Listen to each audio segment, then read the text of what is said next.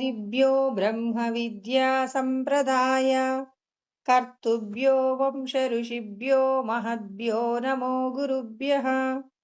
మంగళం గురుదేవాయ మహనీయ గుణాత్మనే సర్వలోక శరణ్యాయ సాధురూపాయ మంగళం. హరి ఓం. బ్రహ్మానందం పరమసుఖదం కేవలం జ్ఞానమూర్తిం ద్వంద్వాతీతం గగన సదృశం తత్వమస్యాదిలక్ష్యం ఏకం నిత్యం విమలమచలం సర్వధీ సాక్షిభూతం భావాతీతం త్రిగుణరహితం సద్గురుం తం నమామి. నమో గురుదేవ. ఈరోజు మనం భగవద్గీత యందు 6వ అధ్యాయము ఆత్మ సంయమ యోగము. మనస్సు యొక్క నిగ్రహం ఉన్నప్పుడు మాత్రమే భగవంతుణ్ణి తెలుసుకోగలము అని చెప్పి పరమాత్మ మనందరికీ కూడా మనస్సు యొక్క గొప్పతనాన్ని తెలియచేస్తున్నారు. మనస్సును నిగ్రహించుకోవడం చాలా కష్టమని కూడా చెప్తూ ఉన్నారు. దానికి కారణాలు మనస్సు వాయుతత్వంతో తయారు చేయబడింది కాబట్టి వాయువును నిగ్రహించటం ఎంత కష్టమో అదే విధంగా మనస్సును కూడా నిగ్రహించటం అంతే కష్టం అని చెప్పేసి మనకు కృష్ణ పరమాత్మ తెలియజేస్తూ ఉన్నారు. కాబట్టి మన మనస్సును ఒక చంటి పిల్లవాడిలాగా మనం ప్రతిక్షణం మనం చేసే ప్రతి కదలికలో మన మనస్సు ఎలా స్పందిస్తుందో అనుక్షణము గమనిస్తుండాలి. లాలయే చిత్త బాలకం అంటే ఒక పిల్లవాడిని ఎలా అయితే మీరు బుజ్జగిస్తారో, ఎలాగైతే పిల్లవాడి యొక్క ప్రతి కదలికను మనం కనిపెడుతూ పిల్లవాడిని ఎలా కాపాడుకుంటామో మనిషి యొక్క మనస్సును కూడా అదే విధంగా మనం ఏం చేయాలి? గమనించాలి. గమనించి విచారణ చేసి ఎప్పటికప్పుడు పిల్లవాడి యొక్క సందేహాలను మనకు తెలియజేసినప్పుడు ఎలాగైతే మనం సమాధానం చెప్పి ఆ పిల్లవాడిని ఊరడిస్తామో అదే విధంగా మన మనస్సు కూడా ప్రతి ఒక్క చిన్న విషయానికి కూడా ప్రశ్నిస్తుంది. ఇప్పుడు మన ఇంటికి ఎవరైనా వచ్చి వెళ్ళిపోయారనుకోండి, వెంటనే వచ్చిన వాళ్ళు మంచి వాళ్ళేనా? ఎందుకు వాళ్ళకి ఇలాంటి మర్యాదలు చేశావు అని చెప్పి మన మనసు ఏమవుతుంది? ప్రశ్నిస్తుందండి. అంటే మనం గమనించటం వచ్చినప్పుడు మనకు అర్థమవుతుంది. అలా కానప్పుడు ఏమనిపిస్తుంది? నేనే ప్రశ్నించుకుంటున్నాను అన్నట్టుగా అనిపిస్తుంది. కానీ నీవు సాక్షిగా ఉండి మనస్సు యొక్క కదలికలను గమనిస్తుండాలి. ఇప్పుడు మన ఇంటికి ఎవరైనా వచ్చి వెళ్ళిపోతే పిల్లలకి మనం వాళ్ళు వెళ్ళిపోయిన తర్వాత వీళ్ళు చాలా మంచివాళ్ళు, వీళ్ళకు మనం ఎంత ఇచ్చినా తక్కువే, ఇలాంటి వాళ్ళు భూమి మీద చాలా అరుదుగా ఉంటారు అని మీరు ఆ పిల్లవాడికి చెప్పారనుకోండి. ఆ పిల్లవాడు అంటే మీ పిల్లవాడు ఏం చేస్తాడు? వాళ్ళు ఎప్పుడైనా బయట ఎక్కడైనా కనపడినా వాళ్ళకి హృదయపూర్వకంగా నమస్కారం చేస్తారు. అలా కాకుండా ఎవరైనా మన ఇంటికి వచ్చి వెళ్ళిన తర్వాత వాళ్ళ గురించి చెడుగా చెప్పామనుకోండి, ఆ పిల్లలు బయట ఎక్కడైనా వాళ్ళు కనిపించినా చూసి చూడనట్టుగా వీళ్ళు వెళ్ళిపోతారు. వాళ్ళు పలకరిస్తున్నా అయ్యో మేము చూడలేదండి అన్నట్టుగా వెళ్ళిపోతారు. ఎందుకు అంటే ఇంటికి వచ్చి వెళ్ళిపోయిన తర్వాత వాళ్ళ గురించి మనం మన పిల్లలకు చెప్పిన దానిని బట్టి పిల్లల యొక్క ప్రవర్తన అనేది ఉంటుంది. అంటే అదే ఇక్కడ మనమందరం ఏం తెలుసుకోవాలి? మన మనస్సు కూడా అంతే. ఒక పదార్థము తిన్న తర్వాత ఇది బాగుంది అని చెప్తే మరెప్పుడైనా ఉదాహరణకి నేను ఒక బెండకాయ వేపుడు తిన్నాననుకోండి, ఇది బావుంది అని చెప్పాననుకోండి, రేపొద్దుడికి నేను కూరగాయల మార్కెట్‌కి వెళ్ళిన తర్వాత, నిన్న బెండకాయ వేపుడు తిన్నాం బావుంది, మళ్ళీ బెండకాయలు తీసుకో అని చెప్పి గుర్తు చేస్తుందండి. అంటే నిన్న మనం ఏమన్నాం? ఇది బాగుంది అనటం వలన రేపొద్దుడికి అది గుర్తు చేసింది. అంటే మనం సునిశితమైనటువంటి పరిశీలన చేస్తే తప్ప, మన మనస్సులో ఇన్ని కదలికలు ఉన్నాయా అని మనం గుర్తించలేమనమాట. అందుకే సద్గురువు దగ్గరికి వెళ్ళి జ్ఞాన ప్రబోధాన్ని వినాలి అంటారు. ఇలా వినటం వలన ఏం తెలుస్తుంది? మన మనస్సు యొక్క కదలికను మనం పట్టుకోగలిగిన శక్తిని మనం సంపాదించుకోగలమనమాట. అంటే ఇక్కడ ప్రతి ఒక్కరూ కూడా ఫస్ట్ మనస్సుని మనం ఏం చేయాలి? ఒక ఏమంటారు, ఒక పసిపిల్లవాడిలాగా చూడటం వచ్చి, అసలు ఈ మనస్సు దేని గురించి ఆలోచిస్తుంది? ఎప్పుడూ ఆనందం కావాలి అని కోరుకుంటుందండి మన మనస్సు. ఎందుకంటే, మనస్సు ఆనంద సాగరంలో నుంచి పుట్టింది. ఇప్పుడు ఒక ధనవంతుడైన పిల్లవాడు, వాడి యొక్క ఆలోచన, వాడు ఎక్కడికి వెళ్ళినా ఎలా ఆలోచిస్తాడండి? ఒక వస్తువును చూసినప్పుడు ఆ పిల్లవాడు వాడి యొక్క ఐశ్వర్యానికి తగ్గట్టుగా పోల్చుకుంటాడు. ఒక తామర పుష్పాన్ని ఒక రూ. 10 పెట్టి కొనాలనుకోండి. పిల్లవాడు ధనవంతుడు. వాడేమంటాడు? ఒక 1000 పూలు పంపించండి అంటాడు. ఎందుకు? వాడు చాలా ధనవంతుడు కాబట్టి 1000 పుష్పాలకయ్యే ఖర్చు చాలా కొద్దిగా అనిపిస్తుంది. ఇప్పుడు ఒక సాధారణమైనటువంటి వ్యక్తి ఒక పువ్వో, ఒక 2 పుష్పాలో, ఒక 10 పుష్పాలో ఇంటికి తీసుకువెళ్ళగలడు. కానీ వందల పుష్పాలను తీసుకెళ్ళగలడా? అంటే తన వెనకాల ఉన్నటువంటి ఐశ్వర్యాన్ని తాను గుర్తుపెట్టుకొని, దానికి తగినట్టుగా వస్తువులతో, తర్వాత వ్యవహారంలో కానీ తన ప్రవర్తన ఎలా ఉంటుంది? తన ఐశ్వర్యానికి తగినట్టుగా ఉంటుంది. అదే విధంగా మన మనస్సు కూడా ఎప్పుడు ఆనందం ఎందుకు కోరుకుంటుందంటే, మన మనస్సు ఆనందం అనే సాగరంలో నుంచి పుట్టినటువంటి సాక్షాత్తు ఈశ్వర స్వరూపమండి మన మనస్సు. కృష్ణ పరమాత్మ చెప్పారు కూడా, మమైవాంశో జీవలోకే జీవభూత సనాతనః మనశ్శిష్టానింద్రియాని ప్రకృతిస్థాని కర్షతి. మరి నా యొక్క అంశ ఈ జీవుడని చెప్తూ, నేనే ఈ మనస్సును, ఇంద్రియాలను సృష్టి చేశారన్నప్పుడు, ఇంద్రియాలలో, మనస్సులో ఉన్న శక్తి ఎవరిదవుతుంది? ఈశ్వరుడిదే అవుతుంది. కాబట్టి మన మనస్సును మనం నింద చేయవచ్చా? చేయకూడదు. ఒక ధనవంతుల పిల్లవాడిని మీరు నింద చేశారనుకోండి, దానికి తగిన పనిష్మెంట్ ఉంటుంది. అదే విధంగా మన మనస్సు యొక్క కదలికలను మనం అర్థం చేసుకోలేక మన మనస్సును నింద చేశామనుకోండి, ఆ నింద ఎవరికి చెల్లుతుంది? భగవంతుడికి చెందుతుంది. కాబట్టి భగవంతుడి యొక్క వస్తువుని మనం ఎలా చూసుకోవాలి? ఒక ధనవంతుడి పిల్లవాడు మన బజార్‌లోకి వచ్చాడు. ఇప్పుడు ఆ పిల్లవాడిని మీకు నచ్చినట్టుగా అనటానికి అవకాశం ఉంటుందా? ఆ పిల్లవాడి మీద చిన్న ఒక పుల్ల పడినా దానికి మనమందరము సమాధానం చెప్పాలి వాళ్ళ నాన్నగారికి. అవును కదా! అదే విధంగా మన మనస్సును మనం అనవసరంగా దానిని దూషణ చేస్తే, అప్పుడు మనం ఎవరి దగ్గర నుంచి పనిష్మెంట్ తీసుకోవాలి? భగవంతుడి దగ్గర నుంచి పనిష్మెంట్ తీసుకోవాలి. భగవంతుడు ఎవరిని నింద చేయడానికి ఒప్పుకోడు. నా మనస్సండి నేను నింద చేసుకుంటానంటే కుదరదు. ఈ శరీరాన్ని, మనస్సును, ఇంద్రియాలను ఎవరిచ్చారు? ఈశ్వరుడు మనందరికీ ఇచ్చారు. ఆత్మ చైతన్యమాశ్రిత్య దేహేంద్రియ మనోదియః. అంటే ఆత్మ చైతన్యాన్ని ఆశ్రయించి శరీరము, ఇంద్రియాలు, మనస్సు అన్నీ నడుస్తున్నాయి. కాబట్టి ఇక్కడ మనం ఇంద్రియాలను నింద చేయడానికి వీల్లేదు. మనస్సును నింద చేయడానికి వీల్లేదు. ఈ శరీరాన్ని నింద చేయడానికి వీల్లేదు. దీనిని మనం ఏం చేయాలి? సరైన పద్ధతిలో వాడుకునేటటువంటి తీరును మనం భగవంతుడిని ఆశ్రయించి, అంటే భగవత్ స్వరూపమైన సద్గురువుని ఆశ్రయించి, ఆయన ద్వారా జ్ఞాన ప్రబోధ రూపంలో మన మనస్సును మనం మనకనుకూలంగా ఎలా మలుచుకోవాలి? మనకనుకూలంగా అంటే, మనం చెప్పిన పని చేసేలాగా మన మనస్సును ఏం చేయాలి? అంటే మనం నిగ్రహించగలిగే శక్తిని ఎలా పొందాలి అంటే, ఈశ్వరుడు మనందరికీ మనస్సును ఎందుకిచ్చారు అంటే, భగవంతుణ్ణి తెలుసుకునేటటువంటి ప్రయత్నంలో జీవుడికి భగవత్ సంబంధమైన సాధన చేయడం కోసమని ఏం చేశాడు? మనస్సును, ఇంద్రియాలను ఇచ్చారు. మనమేం చేస్తున్నాం? ఇప్పుడు మన ఇంట్లో ఒక ఇద్దరు పని మనుషుల్ని పెట్టుకున్నాం. ఎందుకు పెట్టుకుంటాం? మన అవసరాల నిమిత్తం, మన ఇంటికి సంబంధించిన వ్యవహారాలు చూడడం కోసం పెట్టుకుంటాం. ఇప్పుడు వాళ్ళు చెప్పినట్టు మనం వినాలా? మనం చెప్పినట్టు వాళ్ళు వినాలా? అందరూ అంటారు మనం చెప్పినట్టు వాళ్ళు వినాలి. భగవంతుడు కూడా తన అంశను, సాక్షాత్తు తన స్వరూపాన్ని భూమి మీదకు పంపించేటప్పుడు మనందరము కూడా భగవత్ స్వరూపమైన అంశలమండి. మరి మనకి సహాయం చేయడం కోసం ఈ భూమి మీద గొప్పదైనటువంటి ప్రకృతిని సృష్టి చేశారనమాట. ఆ సృష్టిని అనుభవించడానికి భగవంతుడు ఏం చేశాడు? ఈ మనస్సు, 5 ఇంద్రియాలను ఏం చేశాడంటే మనకు సహాయంగా పంపించారు. సహాయంగా వచ్చిన మనస్సు, ఇంద్రియాలు మన మీద ఏం చేస్తున్నాయి? పెత్తనం చేస్తున్నాయి. ఇప్పుడు మనం చెప్పిన పదార్థం తినాలి. ఇప్పుడు శాస్త్రంలో ఈ పదార్థం తినమని చెప్తున్నారు. లేదు లేదు.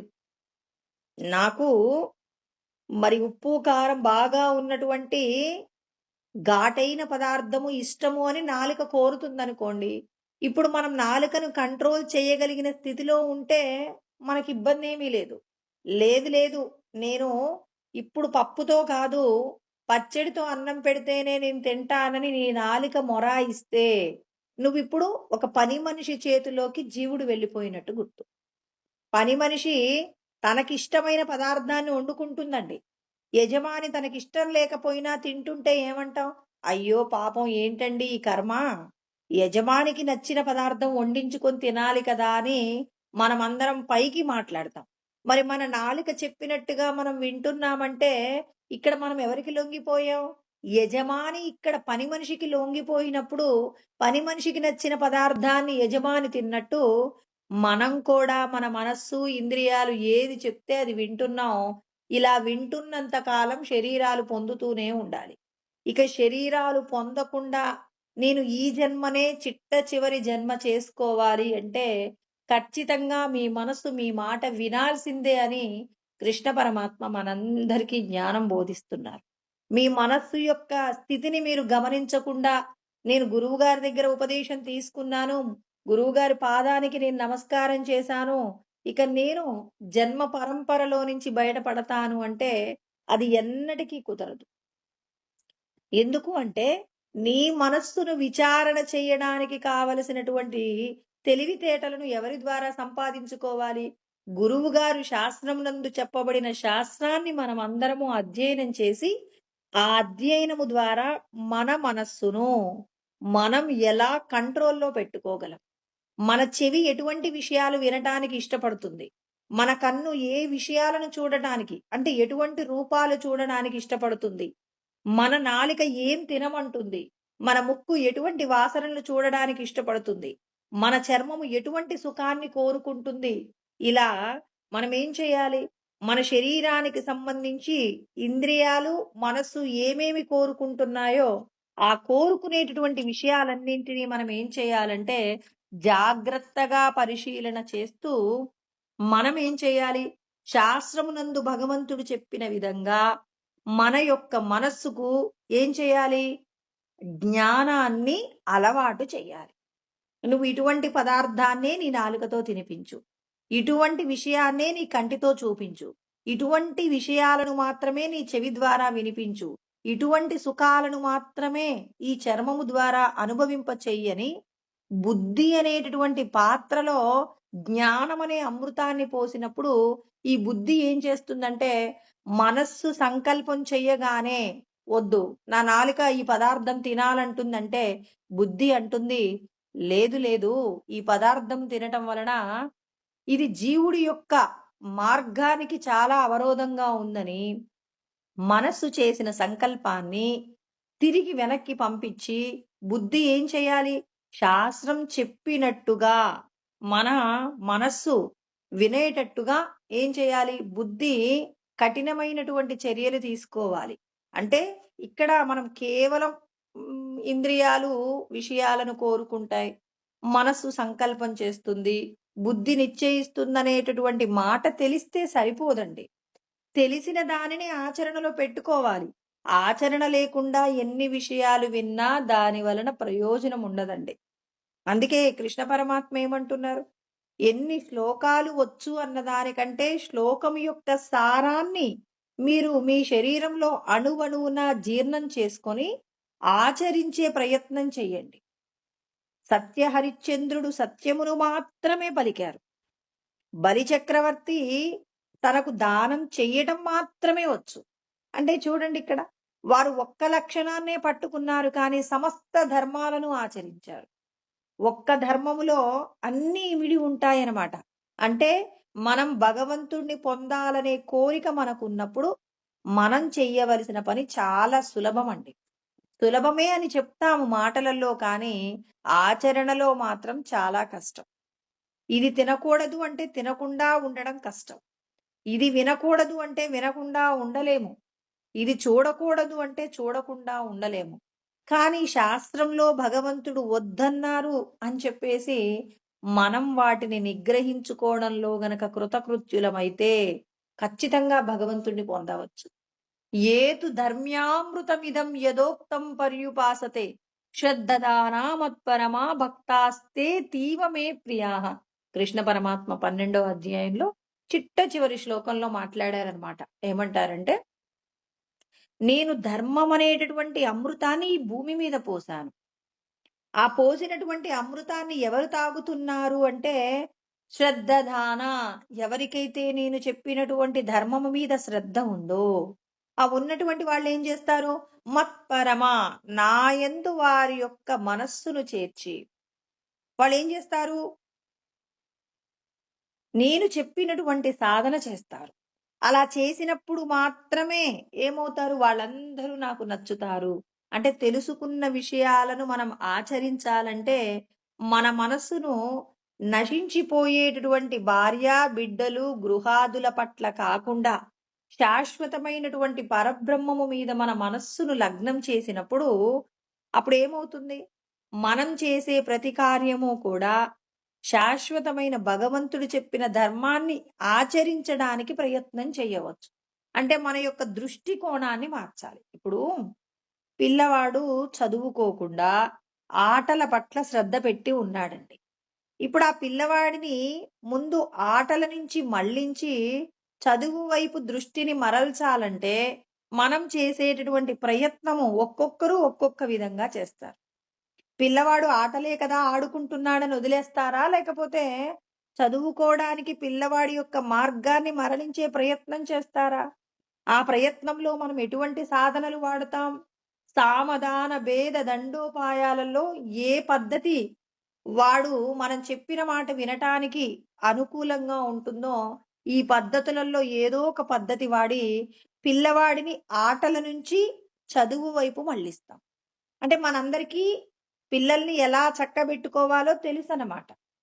అదే విధంగా మన మనస్సు కూడా ఎన్నో లక్షల కోట్ల జన్మల నుంచి ఈ జీవుడు శరీరాలు పొందుతూనే ఉన్నాడు. ఆయా శరీరాలతో ఎంతో దుఃఖాన్ని పొందుతున్నాడు. ఆ దుఃఖము ఇక ఇదే చిట్ట చివర జన్మ, ఇలాంటి దుఃఖము నేను పొందకూడదు అని మనం నిర్ణయించుకుంటే మన మనస్సును ఏం చేయాలి, దృశ్య సంబంధమైనటువంటి భార్యా బిడ్డలనే విషయాలపైన కాకుండా అంటే మన యొక్క ఆసక్తిని ఎటు మరల్చాలి, భగవంతుడి వైపు మరల్చాలి. ఈ శరీరం విడిచిపెట్టే లోపు నేను భగవంతుడు చెప్పిన విధంగా జీవించేటటువంటి విధంగా నన్ను నేను మలుచుకోవాలని ఎవరైతే సంకల్పం చేసుకొని సంకల్పానికి తగిన విధంగా జీవిస్తారో వాళ్ళు ఖచ్చితంగా భగవంతుడికి చేరువవుతారు. అందుకే ఇక్కడ కృష్ణ పరమాత్మ మొట్టమొదట మనకి ఈ అధ్యాయంలో ఏం చెప్పారు, అనాశ్రిత కర్మఫలం కార్యం కర్మ కరోతి యః. అంటే మీరు కర్మ ఫలముల పట్ల ఆసక్తి పెంచుకోకండి. ఒక పని చేస్తే పరోపకార నిమిత్తంగా ఇతరులకు మంచి జరిగేలాగా మీరు మంచి మాటలు మాట్లాడండి. ఇతరులకు మంచి జరిగేలాగా మనస్సు ఎప్పుడూ కూడా ఇతరుల యొక్క శ్రేయస్సు కోరుకునేలాగా సంకల్పాలు చేయండి.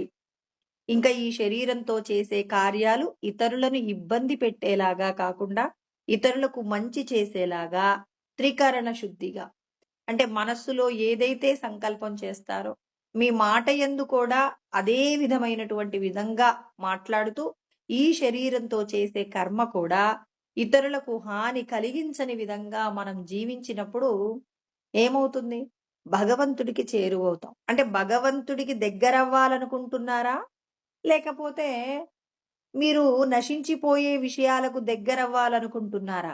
నన్ను చేరాలనుకుంటే, నన్ను చేరుకుంటే ఏంటి ప్రయోజనం? ఇక దుఃఖము అస్సలే ఉండదు. అణువంతైనా దుఃఖము లేనటువంటి ఆనందం కావాలా?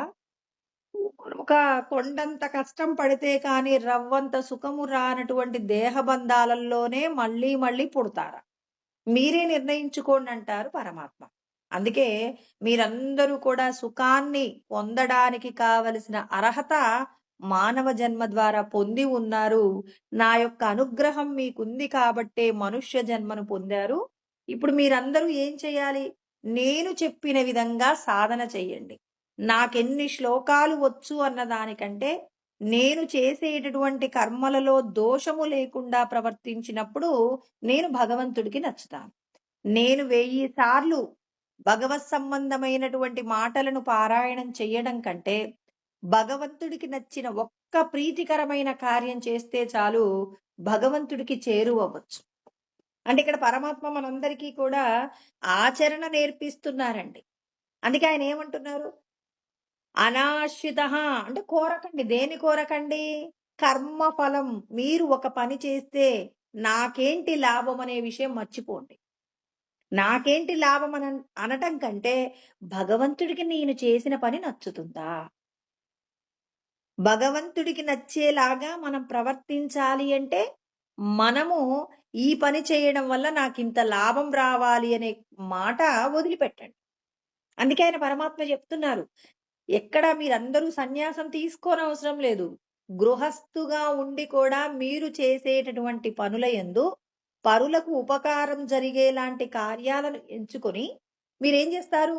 కర్మఫలాల పట్ల ఆసక్తి లేకుండా ఈశ్వరార్పణ బుద్ధితో కర్మ చేస్తూ మీరందరూ ఎవరైతే మరి ఫలితములను కోరకుండా ఈశ్వరార్పణ బుద్ధితో కర్మ చేస్తారో మీరందరూ కూడా సన్యాసులే, యోగులే అని చెప్పారు.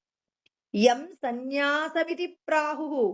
ఎవరైతే భగవంతుడు చెప్పిన విధంగా పరోపకార నిమిత్తంగా ఎవరైతే కర్మలు చేయడం పట్ల ఆసక్తిని పొందుతూ దృశ్య సంబంధమైన విషయాల పట్ల ఆసక్తిని విడిచిపెడతారో, అంటే మీరు చేసే పని ఇతరులకు మేలు జరిగేదిగా ఉన్నప్పుడు సొంత అంటే నా వాళ్ళు, నా కుటుంబం అనేటటువంటి విషయాలను ఎవరైతే త్యాగం చేస్తారో, అలా త్యాగం చేసిన వారందరూ కూడా యోగులుగా మారిపోతున్నారంటున్నారు. అంటే ఇక్కడ చూడండి, నా కుటుంబము నేను అంటే పశువుతో సమానమైన స్థితిని నువ్వు పొందుతావు. ఒక పశువు తన పిల్లలను చూసుకోవడంలో ఎంత స్వార్థంగా ఉంటుందండి. ఒక కోడి తన పిల్లల్ని కాపాడుకునే ప్రయత్నంలో ఎదురుగా ఒక గద్ద వచ్చిందనుకోండి, అసలు ఆ గద్దను తాను పొడవగలనా లేదా అని కూడా ఆలోచించకుండా ఆ గద్దను కూడా పొడిచి తన ప్రయత్నాన్ని పిల్లలు కాపాడుకునే విధంగా చేసుకుంటుంది. చంపితే ముందు నన్ను చంపు, తర్వాత నా పిల్లల్ని ముట్టుకోమని, అంటే తన పిల్లల కోసం తన జీవితాన్ని త్యాగం చేస్తుంది. అంటే ఇప్పుడు ఒక పశువు తన పిల్లల కోసం ఎంతగా త్యాగం చేయడానికి ప్రయత్నం చేస్తుంది. మనిషి ఎలా ఉండాలి? కేవలం తన భార్య బిడ్డలే కాదు, ఈ జగత్తులో ఉన్నటువంటి ప్రతిదీ కూడా నీవు ఎలా ఉండాలని కోరుకోవాలి? అందరూ సంతోషంగా ఉండాలనేటటువంటి భావన నీ హృదయమునందు ఉండాలి.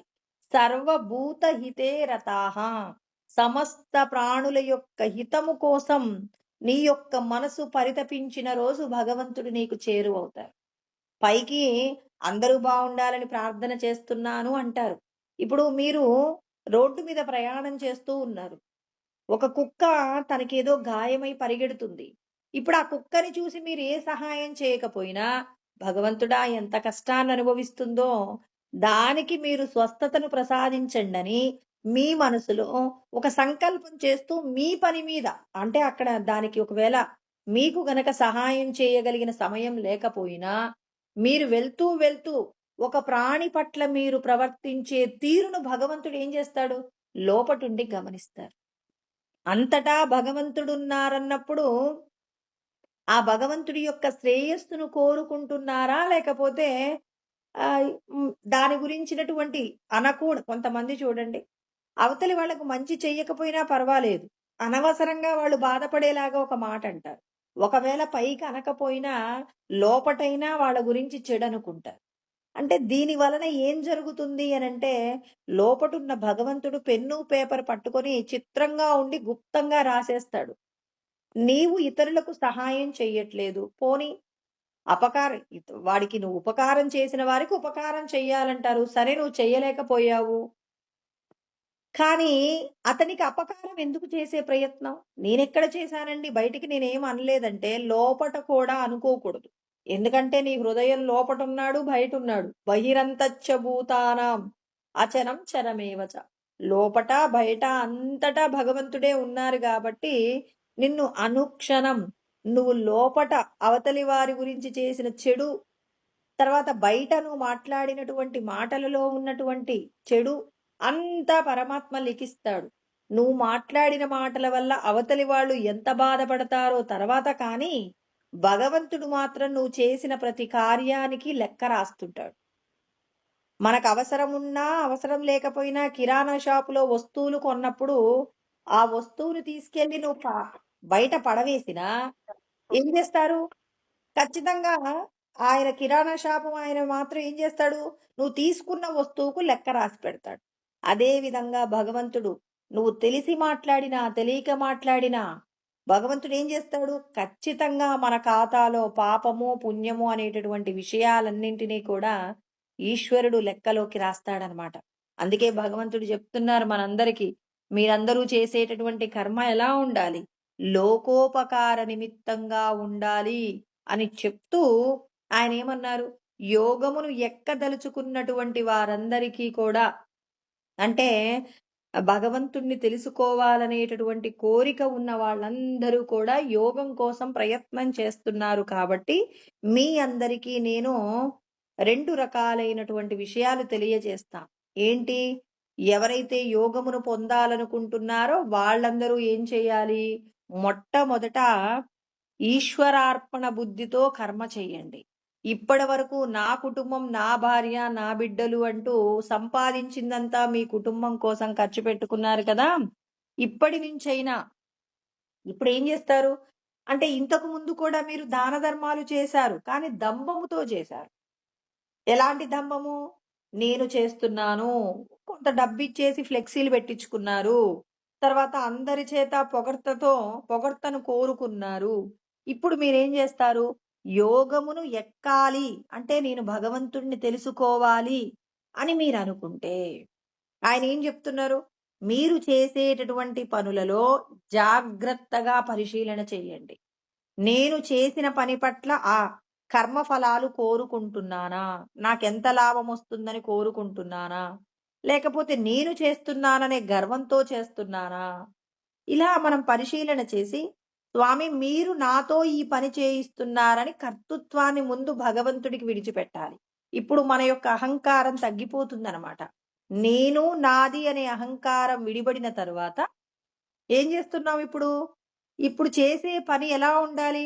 అవతలి వారికి మేలు జరిగినటువంటి పని నా యొక్క శ్రేయస్సు అవుతుందని భగవంతుడు చెప్పారని, కావాలని కల్పించుకొని ఇతరులకు ఉపకారం చేసే ప్రయత్నం చేయాలి.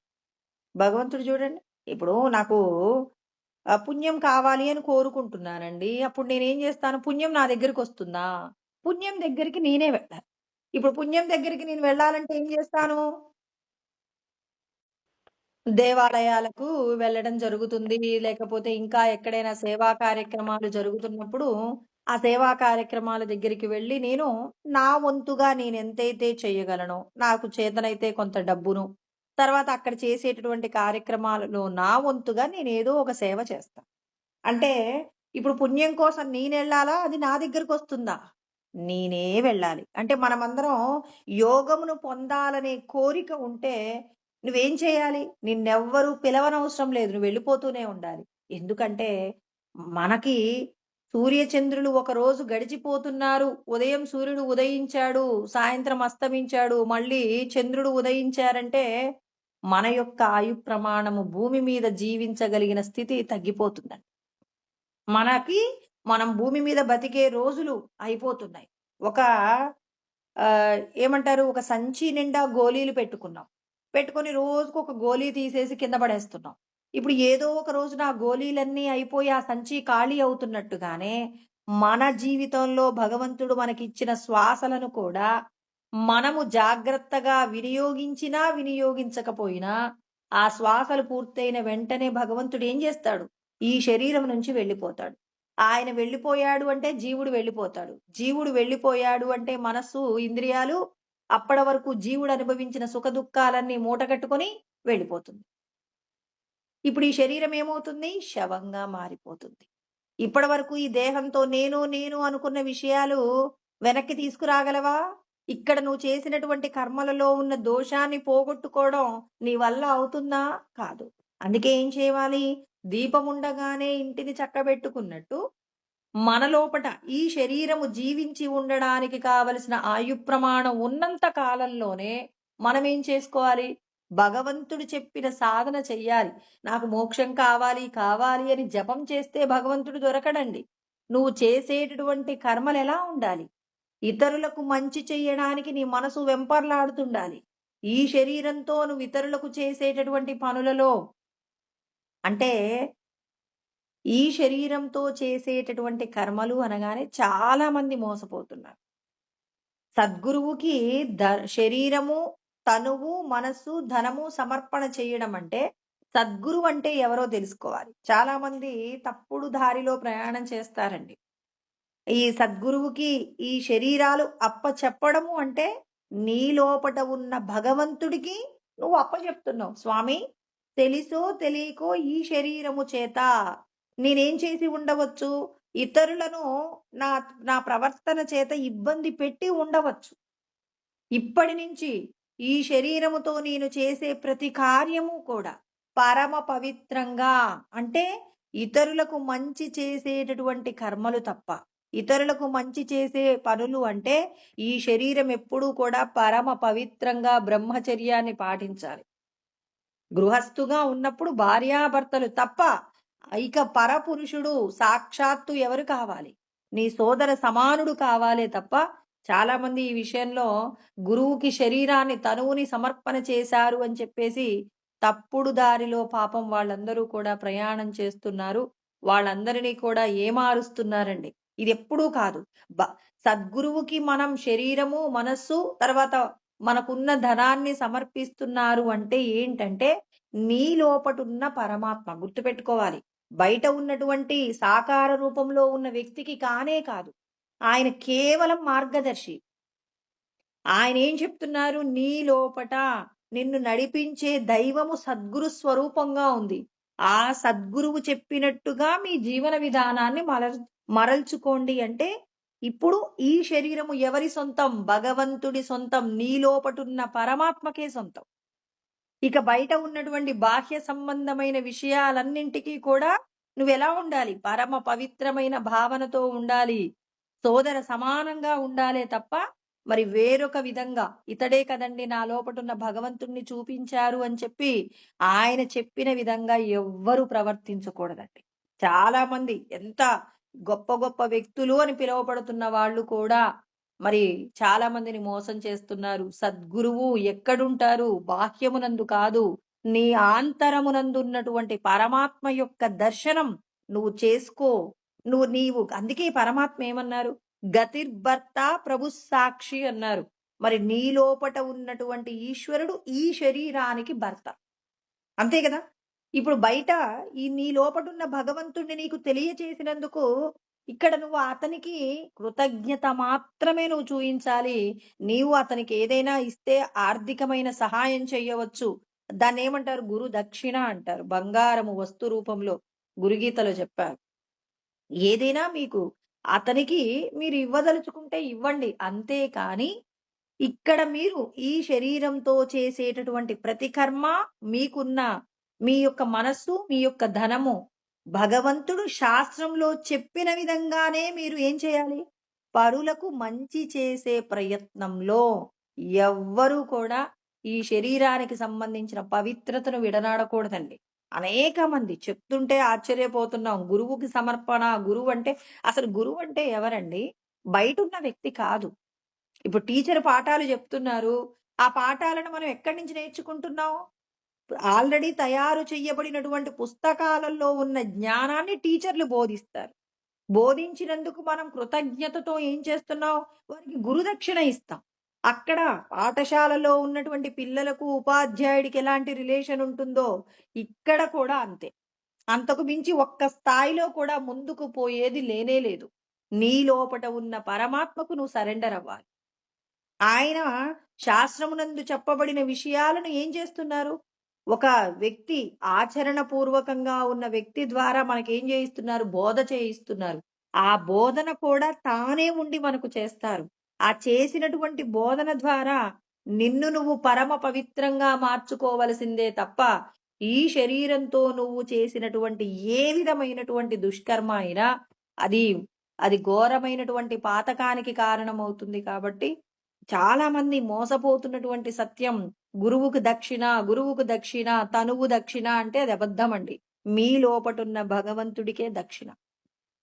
లోపటున్న ఆయనకి స్వామి ఇప్పటి వరకు ఈ శరీరానికి సంబంధించి ఆ భర్త, పిల్లలు, భార్య, పిల్లలు అనేటటువంటి భావనతోనే తిరిగామో, లోకానికి మంచి చేయాలి. మంచి అంటే అవతలి వారి యొక్క కష్టాన్ని తీర్చేటటువంటి ప్రయత్నం.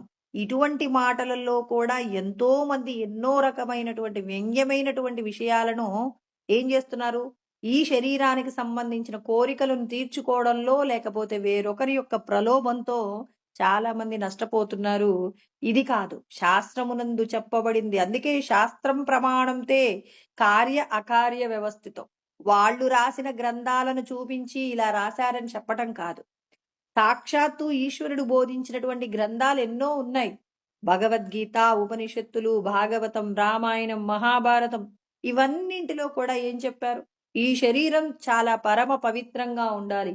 పరమ పవిత్రమైనటువంటి విధంగా ఈ శరీరాన్ని నువ్వు కాపాడుకున్నప్పుడే ఈ శరీరంతో నువ్వు చేసిన సాధన లోపట ఉన్న ఈశ్వరుడికి పూజ చేయాలి.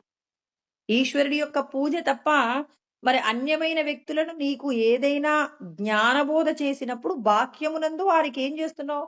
కృతజ్ఞతతో చేసేటటువంటి ఆ ఫలములతో, పుష్పములతో చేసే పూజ తప్ప అన్యమైనటువంటి పూజలు ఎక్కడా కూడా చేయకూడదండి. అందుకే ఇక్కడ కృష్ణ పరమాత్మ ఏమన్నారు? మీరందరూ యోగమును పొందాలి అనుకుంటే మీరు చేసేటటువంటి ఆ కర్మ నిష్కామంగా ఉండాలి. ఫలితాలను విడిచిపెట్టి మరి ఇతరులకు మంచి చేయడం పట్ల నిరంతరము కూడా ప్రయత్నం చేస్తుండాలి. మీరు చేసే కర్మలలో ఎవరైతే నిరంతరము ప్రయత్నం చేస్తుంటారు, ఇప్పుడు ఒక తరగతి గదిలోకి 40 మంది పిల్లలు వెళ్ళిపోతే, ఒక 6వ తరగతిలోకి 40 మంది పిల్లలు వెళ్తే, అందులో ఒక 2-3 పిల్లలు మొదటి ర్యాంకును పొందడం కోసం నిరంతరం ప్రయత్నం చేస్తారు. ఆ ప్రయత్నంలో సక్సెస్ కూడా అవుతారు. అంటే వాళ్ళు ఏం చేస్తున్నారు? మిగిలిన పిల్లలందరికంటే కూడా ఎక్కువగా శ్రమిస్తున్నారు. అదే విధంగా ఇక్కడ కూడా ఏం చేస్తాం? భగవంతుడు అంతటా ఉన్నారనేటటువంటి జ్ఞానం తెలుసుకున్నప్పుడు ఒక్కొక్కరికి, కొంతమందికి కుటుంబంలో సహకారం ఉండదు. కొన్ని రకాలైన పరిస్థితులు భగవత్ సంబంధమైనటువంటి సేవను చేయడంలో కొంత ఏమవుతుంది? కొంత దూరం అంటే కొంత జాప్యం జరగవచ్చు. అలా జరిగినప్పుడు ఏమవుతుంది? కొంతమంది తొందరగా సాధనలో ముందుకు వెళ్ళిపోతారు. కొంతమంది సాధనలో వెనకబడతారు. అంటే ఇక్కడ ఏం చేయాలి? ఎవరైతే యోగములో ముందుకు పోతారో వాళ్ళకి రెండో మెట్టు కూడా ఉంటుంది. ప్రతి ఒక్కరూ అన్ని మెట్లు ఎక్కాలి. కానీ కొంతమందికి ఈ జన్మలో సాధ్యమవుతుంది. కొంతమందికి మరు జన్మలో సాధ్యమవుతుంది. భగవంతుడు ఎవ్వరిని కూడా డిసప్పాయింట్ చెయ్యడు. మీరు ఎంత సాధన చేసినా, ఎలా? మీరు ఏది చేస్తే మీ వెంట వస్తుంది? మీరు ఇతరులకు ఒక మంచి మాట చెప్పారు. ఎవరో ఏడుస్తున్నారండి. ఏడుస్తున్న వారి యొక్క స్వాంతనకి వాళ్లకు ఉపశమనము కలిగేలాగా మంచి మాట, వాళ్లకు ఉపయోగపడేటటువంటి మాట ఆ భగవంతుడి కృప వలన మీ నోటిలోకి వచ్చి, మీ మనసులోకి వచ్చి, ఆ మనస్సు ద్వారా మీరేం చేశారు? ఆ నోటిని ఉపయోగించి ఇతరులకు మంచి చెప్పారు. ఆ మాట వాళ్ళ యొక్క జీవితాన్ని మార్చేసింది. ఇప్పుడు చూడండి, మీరు చేసినటువంటి సత్కర్మ ఏమైంది? ఒకవేళ మీరు అదొక్క పనే చేశారు, మిగిలినవి ఏమీ చెయ్యలేదు, అయినా పర్వాలేదు, మీకేం బాధ లేదు. మీరు ఒకరి జీవితాన్ని దిద్దేశారు కాబట్టి మళ్ళీ దిద్దిన తర్వాత మీరెప్పుడు దాని గురించి ఆలోచించాల. నేను పలానా రోజున పలానా వాళ్ళకి ఇంత మంచి చేశానని మీరు గుర్తు పెట్టుకోలే. కానీ మీ వలన లబ్ధి పొందిన వాళ్ళు మీ గురించి తలుచుకుంటూ, భగవంతుడా ఆ రోజున మీరే ఆమె రూపంలో వచ్చి నాకు ఇంతటి సహాయం చేయించారు, మా జీవితాన్ని మార్చగలిగిన మాట చెప్పించారని వాళ్ళు మిమ్మల్ని తలుచుకుంటుంటారు. ఇప్పుడు మనం ఈ దేహాన్ని విడిచిపెట్టినా ఇక్కడ నువ్వు చేసావు, మర్చిపోయావు. ఈశ్వరుడు మాత్రం ఏం చేస్తాడు? దానిని అక్షయం చేసి ఈ శరీరం విడిచిపెట్టిన తరువాత అది నిన్ను మళ్ళీ భగవత్ సాధన చేసుకోవడానికి కావలసిన విధంగా నిన్ను తీసుకెళ్తుంది. అంటే ఎప్పుడు నేను పలానా రోజున పలానా వాళ్ళకి సహాయం చేశాను, వాళ్ళకి గుర్తుందో లేదో అని నువ్వు గుర్తుపెట్టుకోవడం కాదు. అందుకే చేసిన మంచిని మర్చిపోండి. ఇతరులు మీకు చేసిన మంచిని గుర్తుపెట్టుకొని, ఆ గుర్తుపెట్టుకొని ఏం చేయాలి? వాళ్ళ యొక్క రుణాన్ని తీర్చుకునే ప్రయత్నం. అంటే మీరు ఇతరులకు ఏదైనా చేస్తే మర్చిపోవాలి. మనం ఇతరుల దగ్గర నుంచి ఏదైనా పొందితే దాన్ని తీర్చుకునే ప్రయత్నం. అంటే భగవంతుడేమంటున్నారు? నీకు ఇతరులు రుణపడి ఉండాలే తప్ప, నువ్వు ఎవరికీ రుణపడి ఉండడానికి వీల్లేదని భగవంతుడు మనకేం చెప్తున్నారు? మరి యోగమును ఎక్కడానికి కావలసిన స్థితి నేర్పుతున్నారు. నేహాభిక్రమనాశోస్తి ప్రత్యవాయో న విద్యతే. స్వల్పమప్యస్య ధర్మస్య త్రాయతే మహతో భయాత్ అంటారు. 2వ అధ్యాయం 40. అంటే నువ్వు చేసినది ఇంతైనా, ఇంత అంటే ఏంటి? ఫలితాన్ని కోరకుండా చేయాలి. దానిని మరలా నువ్వు తలచకూడదు. ఇతరులకు చేసింది మనం తలుచుకోకూడదట. అలా తలుచుకున్నప్పుడు ఏమవుతుందంటే దాని యొక్క ఫలం క్షయమైపోతుంది. అందుకే ఇతరులకు మంచి చేసే ప్రయత్నంగా మీరు ముందుకు పోతూ, ఇతరుల నుంచి మీరు లబ్ధి పొందినప్పుడు తిరిగి దానిని ఏదో ఒక ప్రయత్నంలో ఇతరుల దగ్గర నుంచి ఏదో ఒకటి మనం పొందవలసి వస్తుంది. ఆ ఫలితాన్ని మనం ఏం చేయాలి? గుర్తుపెట్టుకొని అవతలి వారి యొక్క రుణాన్ని తీర్చుకునే ప్రయత్నంగా వెళ్తూ, అవతలి వాళ్ళు మనకు రుణపడాలే తప్ప మనం ఇతరులకు రుణపడని విధంగా మన యొక్క ప్రయత్నం ముందుకు పోతూ, ఫలితాల పట్ల ఈశ్వరుడికి భారం వేస్తూ, ఎవరైతే కర్తృత్వాన్ని భగవంతుడికి సమర్పణ చేస్తూ కర్మ చేస్తారో వాళ్ళందరికీ కూడా భగవంతుడిచ్చే రెండో మెట్టు ఏంటంటే, నువ్వు జ్ఞానయోగమునందు స్థిరపడతావు. నువ్వే భగవంతుడు శాస్త్రంలో చెప్పబడిన విషయములన్నింటినీ కూడా నువ్వు బోధిస్తూ, నువ్వు ఆచరించేటటువంటి ప్రయత్నంలో కర్మ నివృత్తి మార్గాన్ని నేర్పిస్తాడు. భగవంతుడు ఇక్కడ 2 మాటలు చెప్పారు. అంటే కర్మ యొక్క ఇప్పటి వరకు ఏం చేశాం? ఇతరులకు మంచి చేస్తూ, ఆ మంచిని సంబంధించిన కర్తృత్వాన్ని ఈశ్వరుడికి సమర్పణ చేసి నిష్కామ కర్మ చేశాం. ఇప్పుడు ఈ నిష్కామ కర్మ నుంచి ఇంకో అడుగు ముందుకు వేస్తూ, వైరాగ్యంతో కూడిన అడుగులు వేయడానికి భగవంతుడు నీకేం చేస్తారు? నీ చేతనే జ్ఞానబోధ చేయించి నేనేం చేస్తాడు? నీవు ఉద్ధరణ పొందడమే కాకుండా నీ ద్వారా ఇంకొంతమంది ఉద్ధరణ పొందేలాగా ఈశ్వరుడు ఏం చేస్తున్నారు? నిన్నెంచుకొని నీ చేత భగవత్ కార్యం జరిపిస్తుంటాడు.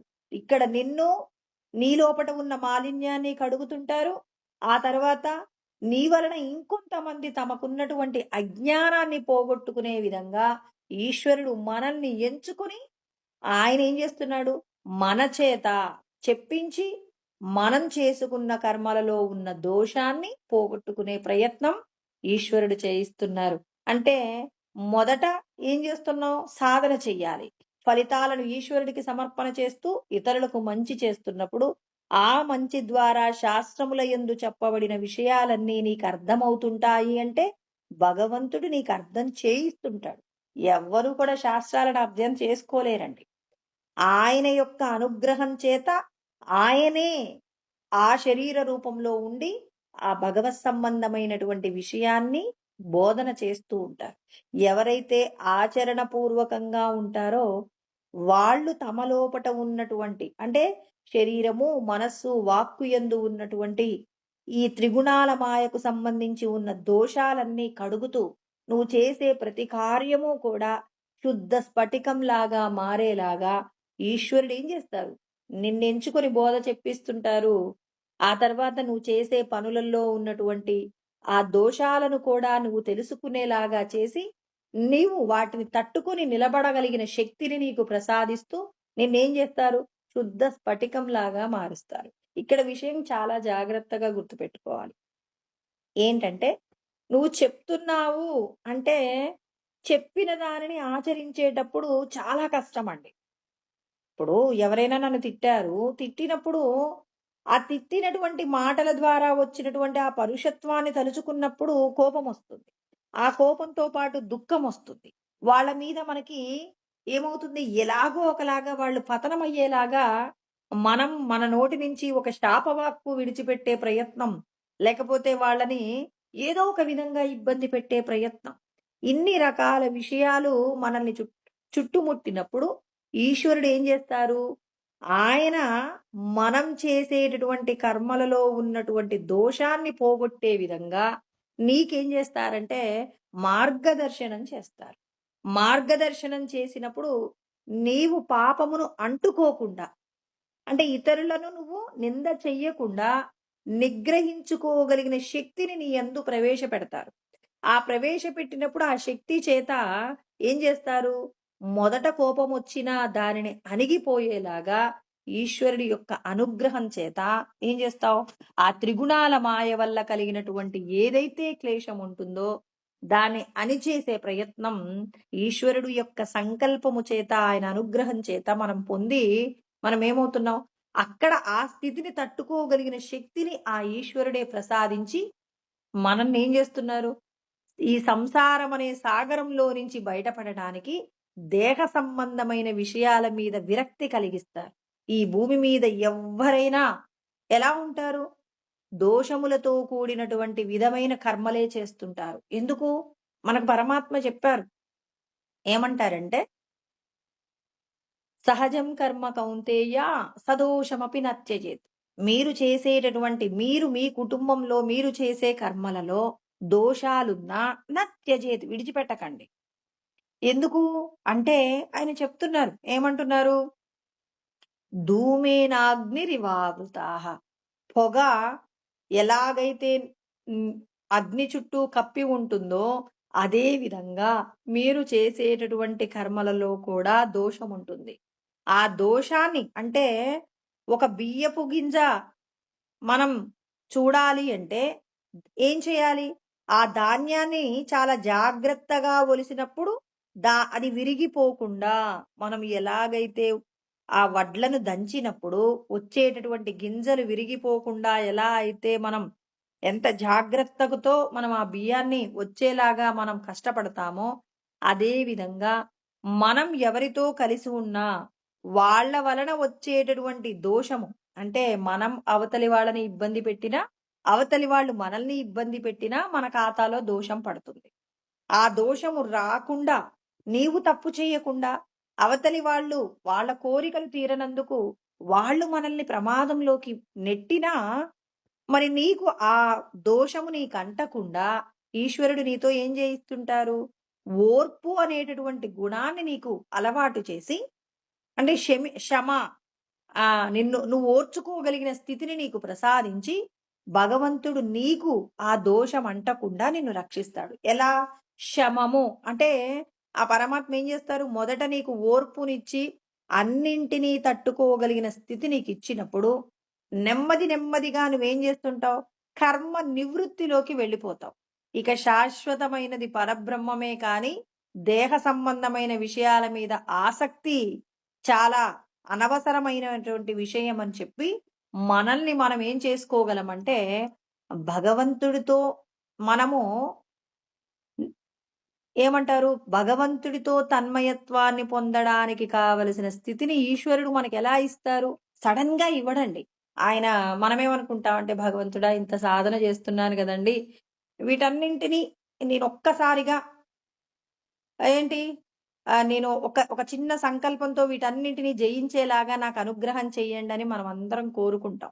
భగవంతుడు అంటారు కదా, ఇప్పుడు ఇనుము గట్టిగా ఉంటుందండి. ఆ ఇనుము వేడి చేస్తే ఏమవుతుంది? మెత్తబడుతుంది. మెత్తబడినప్పుడు ఏమవుతుంది? ఆ ఇనుముతో ఏ రకమైన వస్తువునైనా తయారు చేసుకోగలం. అదే విధంగా మిమ్మల్ని కూడా నేనేం చేస్తాను?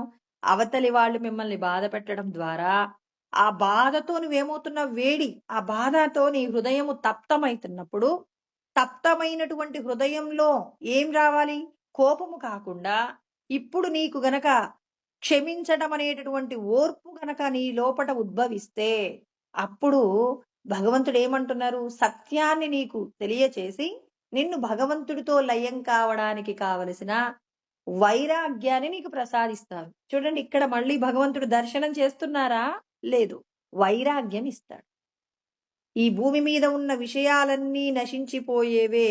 నశించిపోయే విషయాలతో ఉన్నటువంటి సంఘం అది మనకి ప్రమాదమే కానీ ఆనందాన్ని ఇవ్వదని, ఈ మనం ధరించేటటువంటి వస్త్రాలు, తీసుకునేటటువంటి ఆహారం, చూసే విషయాలు అన్నింటిలో కూడా భగవంతుణ్ణే చూస్తూ త్రిగుణాల మాయతో ప్రవర్తించే ఒకరు ధనవంతులై వాళ్ళు రకరకాల ఆభరణాలతో ఉన్నప్పటికీ వాళ్ళ మీద వ్యామోహం కలగదు. ఎవరో నిన్ను దుర్భాషలాడుతున్నా వారి మీద నీకు క్రోధము కలగటం లేదు. ఒక వస్తువును పొందాలనేటటువంటి మోహము లేదు.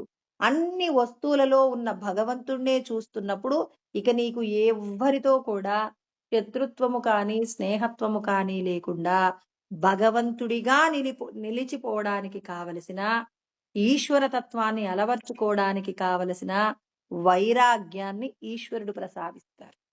అంటే ఇక్కడ శమము అంటే మనస్సు యొక్క పూర్ణమైనటువంటి నిగ్రహాన్ని ప్రసాదిస్తానంటున్నారు. అప్పుడు ఏమొస్తుందట అంటే యదాహి నేంద్రియార్థేషు న కర్మస్వనుషజ్యతే సర్వ సంకల్ప సన్యాసి యోగారూఢస్థ దోచ్యతే అంటారు.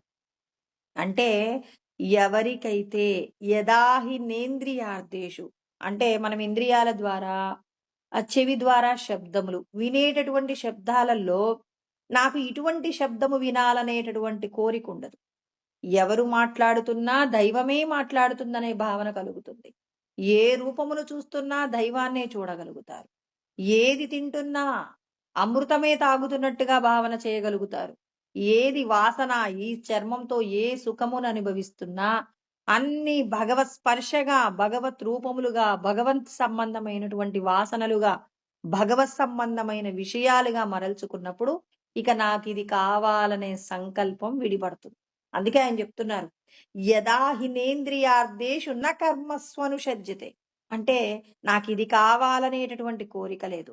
ఈ పని చెయ్యాలి, ఈ ఫలమును పొందాలనేటటువంటి సంకల్పాలు చెయ్యకుండా ఎవరైతే సర్వ సంకల్ప సన్యాసి సమస్తమునందు దైవాన్ని చూసినప్పుడు ఈశ్వరుడు నాకు ఏది ఇస్తే అంటే ఒక పసిపిల్లవాడు తన తల్లిదండ్రులు ఇచ్చేటటువంటి ఏ వస్తువును పొందినా పరమ సంతోషంతో ఎలా అయితే పిల్లవాడు వాటిని స్వీకరిస్తూ ఆనందిస్తాడో అలా మనల్ని కూడా భగవంతుడు ఏం చేస్తారు ఓ చంటి బిడ్డల మాదిరిగా మనం పొందుతున్న ప్రతిదీ సుఖము కానివ్వండి, దుఃఖము కానివ్వండి అన్నింటిలో ఈశ్వర తత్వాన్ని అలవర్చుకొని మనం భగవంతుడిలోకి లయం కావడానికి కావలసిన స్థితిని ఈశ్వరుడు ప్రసాదిస్తారట. సర్వ సంకల్ప సన్యాసి యోగారూఢస్తే దోచ్యతే అంటే యోగారూఢుడు అంటే ఆరూఢ స్థితి జీవన్ముక్తి కలుగుతుందంట.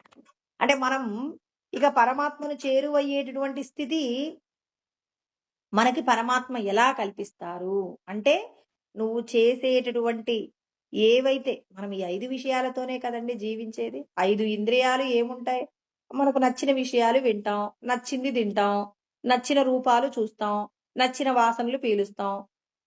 తర్వాత ఈ చర్మంతో మనం అనుభవించేటటువంటి చల్లదనం అవసరమైనప్పుడు ఎండాకాలంలో చల్లదనము, వర్షాకాలంలో వెచ్చదనము, తర్వాత దీనికి ధరించేటటువంటి ఆభరణాలు, తర్వాత దీనికి సంబంధించినటువంటి వస్తువులు, రకరకాల విషయాలు వీటన్నింటిలో కూడా ఈశ్వరుడు ఏదిస్తే దానితో పరమ సంతోషంగా ధర్మ సంబంధమైనటువంటి విషయాలతోనే జీవిస్తూ ఏం చేస్తుంటాడు నాకిది కావాలని అతడికి మోహం ఉండదు. తన దగ్గర ఉన్నది తననే దాచుకోవాలనే లోభం ఉండదు. ఇతరుల యొక్క ఆనందాన్ని చూసి అసూయ లేదు. నాకంటే తక్కువ వాళ్ళు అని చెప్పి ఒకరిని చూసి అహంకరించేది లేదు. ఇది కావాలనే కోరిక లేనప్పుడు ఆ కోరిక తీరలేదన్న కోపం ఎందుకు వస్తుందండి? ఇప్పుడు ఇన్ని విషయాలలో సంకల్పములు లేనప్పుడు మనం యోగారూఢులుగా అంటే జీవన్ముక్తులుగా పరమాత్మ యొక్క అనుభూతి తన లోపట ఉన్నటువంటి ఆత్మ సుఖాన్ని తాను అనుభవిస్తూ పరమ సంతోషంతో ఉంటారు. అంతటి స్థితి ఉన్న వారికి మనం ఏమనుకుంటాం ఇప్పుడు కృష్ణ పరమాత్మ మనందరికీ కూడా ఏమని చెప్తున్నారు అనంటే నీవు శరీరములను పొందవలసినటువంటి అవసరము లేనటువంటి స్థితిని నీవు పొందుతావు అంటున్నారు.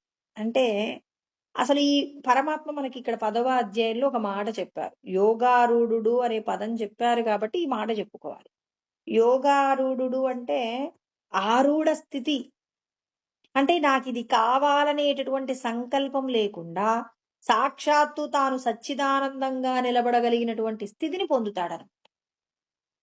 అలాంటి స్థితిలో పరమాత్మ ఏమన్నారు అథవా బహునైతేన కిం జ్ఞాతేన తవ చార్జున విష్టభ్యాహమిదం కృష్ణం ఏకాంశేన స్థితో జగత్ అంటే ఈ జగత్తంతా కూడా ఒకారొక అంశాన్ని 10వ అధ్యాయం చివరి శ్లోకంలో మాట్లాడతారు.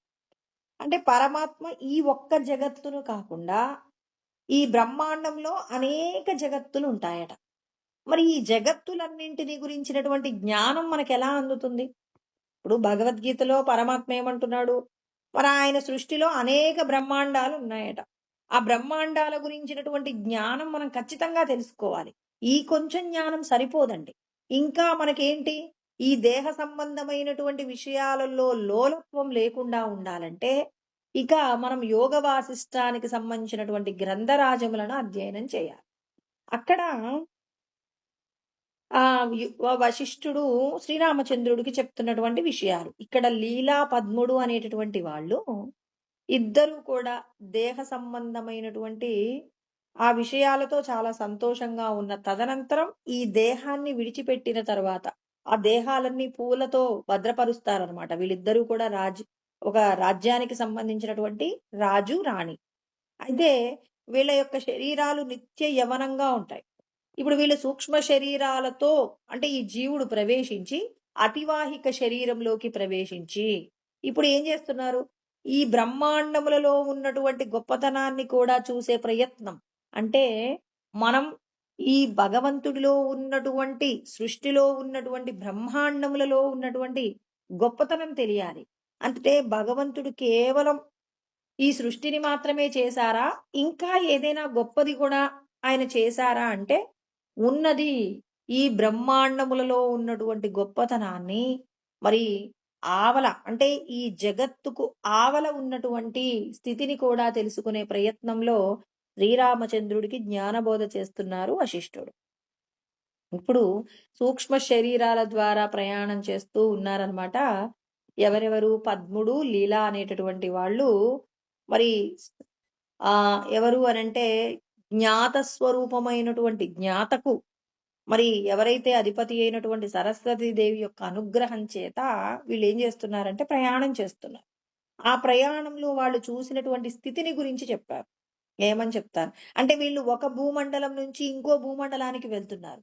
ఒక భూమండలానికి ఇంకో భూమండలానికి మధ్య ఎంత గ్యాప్ ఉంటుందో చెప్తున్నారండి. అంటే ఇప్పుడు ఆ త్రిపాదస్య అమృతాం దివి అంటారు. అంటే భగవంతుడు ఒక అంశను సృష్టి చేస్తే అందులో ఒక్క భాగం మాత్రమే భూమండలం ఉండి చుట్టూ కూడా ఏముంటుంది? సముద్రం ఉంటుంది. ఆ సముద్రాన్ని ఏమంటాం? లవణ సముద్రం అనవచ్చు. ఇప్పుడు ఇదే విషయాన్ని వీళ్ళు చూస్తున్నారు. ఈ భూమండలం నుంచి వాళ్ళు బయటికి వెళ్తున్నారు. వెళ్ళటంలో ఏ ఏ విషయాలు చూస్తున్నారు? ఒక భూమండలానికి ఇంకో భూమండలానికి మధ్య ఎంత దూరం ఉందో మనం అంచనా వేయడానికి వీలు లేనంత ఉందన్నమాట. ఇదంతా మాకు అవసరమా అంటే ఖచ్చితంగా అవసరమే. మనకు ఈ సృష్టి గురించి ఏ చిన్న అనుమానం ఉన్నా మళ్ళీ మనం పుట్టాలి. ఇక ఏ అనుమానము లేకుండా పరమశాంతితో వెళ్ళిపోగలిగిన స్థితి ఎప్పుడు దొరుకుతుందంటే ఇక్కడ మనకు చెప్పబడిన సత్యం. ఇక్కడ ఏంటి? భూమండలానికి మూడింతలా కూడా ఏముంది? లవణ సముద్రం ఉంది. సముద్రాన్నే ఉప్పుతో ఉంటుంది కాబట్టి ఇక్కడ పేరు పెట్టారు అంతే. అంతేగాని మళ్ళీ లవణ సముద్రం అనేం కాదు. లవణం అంటే ఉప్పు కదా. ఈ లవణ సముద్రం ఉందండి. అంటే ఇప్పుడు ఈ భూమండలానికి మూడింతలు ఏముంది? లవణ సముద్రం ఉంది. ఇప్పుడు ఈ లవణ సముద్రము మూడింతలు ఎంతుందో దానికి రెండింతలు పైగా ఏముంది అంటే శాఖ సముద్రము, శాఖ ద్వీపం అనేది ఒకటి ఉందండి. ఈ శాఖ ద్వీపానికి రెండింతలు ఏముంది అనంటే క్షీర సముద్రం ఉందట. అంటే ఇప్పుడు చూడండి ఇది డబల్ అయింది. మళ్ళీ ఇప్పుడు దీనికి రెండింతలు ఏముందట? మరి క్షీర సముద్రం అంటే పాల సముద్రం ఉందట. ఇప్పుడు ఈ పాల సముద్రానికి మళ్ళీ రెండింతలు అక్కడ ఉన్నటువంటి విషయాల గురించి మాట్లాడుతూ ఉన్నారు. శుక సముద్రము అని ఒకటి ఉందట. అంటే ఇక్కడ చూడండి ఒక్కొక్క విషయాన్ని. ఇందాక శాఖ సముద్రం, ఇక్కడ తర్వాత దాని వెంట శాఖ ద్వీపం ఉందండి. ద్వీపానికి ఆవల మనకు క్షీర సముద్రం, క్షీర సముద్రానికి మళ్ళీ రెండింతలలో శుక సముద్రం అని ఒకటి ఉంది. ఇక్కడ ఈ ఒక సముద్రం పక్కన ఒక ద్వీపం ఉంటుంది. ఆ ద్వీపం పక్కన ఇక్కడ ఏముంది? సముద్రం. క్షీర సముద్రానికి పక్కన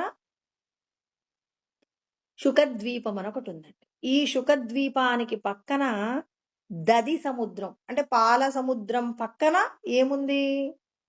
శుకద్వీపం అనేది ఒకటి ఉంది. ఈ ద్వీపానికి ఆవల ఏముంది అనంటే ఇక్కడ దది అంటే పెరుగండి. ఆ పెరుగుకు సంబంధించిన సముద్రాలున్నాయి. అంటే మనం ఏం చేస్తున్నాం, పాలని మనం కొంచెం వేడి చేసి, కొంచెం మజ్జిగ వేస్తే పెరుగవుతుంది. ఆ పెరుగుని మనం చిలికితే వెన్నగా మారుతుంది. ఆ వెన్నను వేడి చేసి కరిగిస్తే నెయ్యిగా మారుతుంది.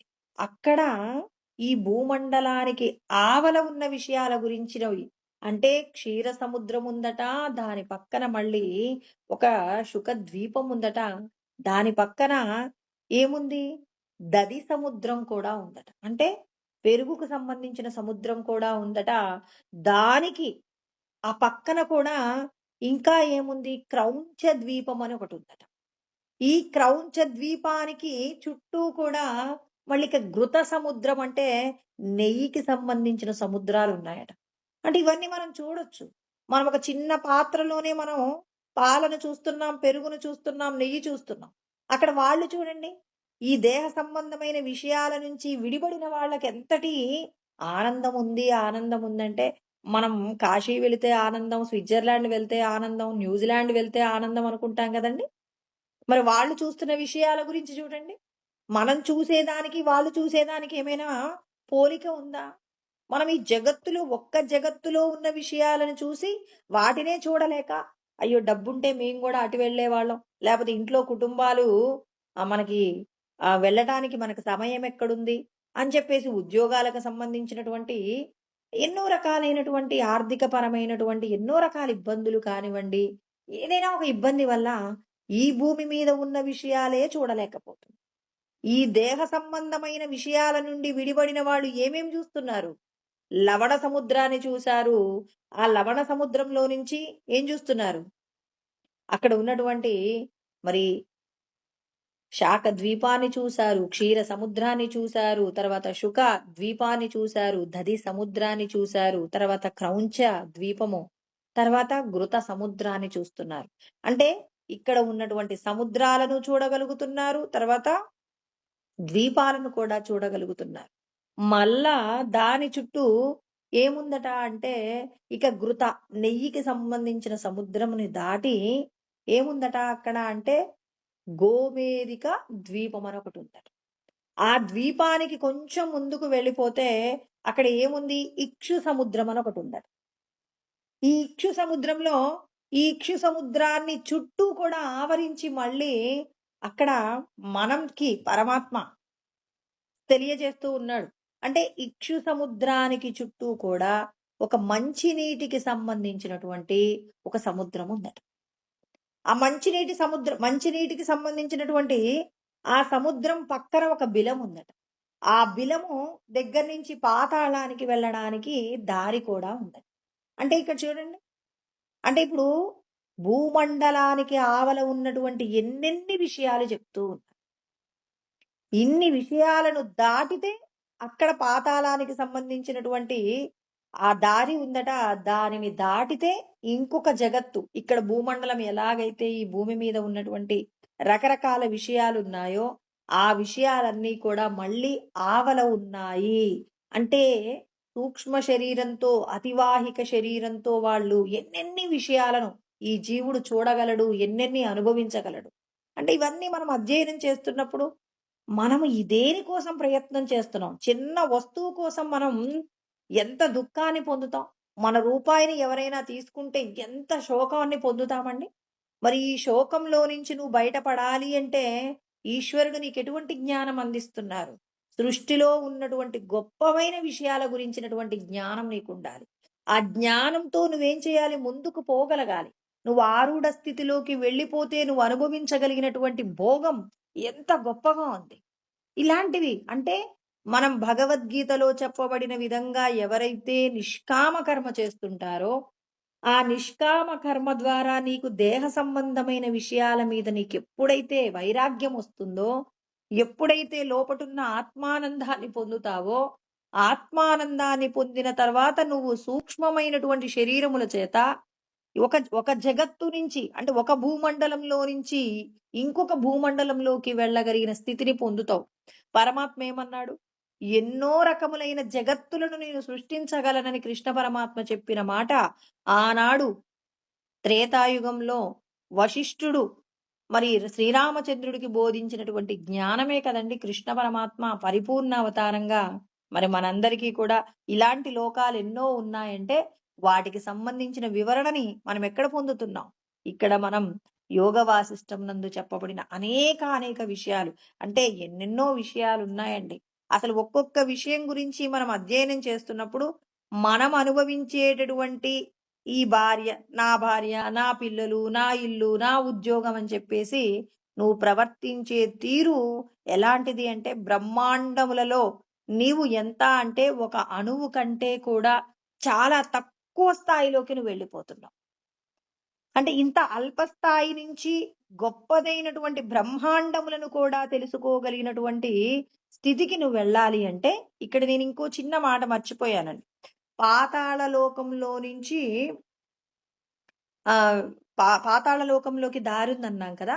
ఆ దారి ఉంటే ఇప్పటి వరకు చూసిన విషయాలతో పాటుగా అక్కడట ఇప్పటి వరకు ఈ చెప్పబడినటువంటి విషయాలు భూమండలమే పెద్దదనుకున్నాం.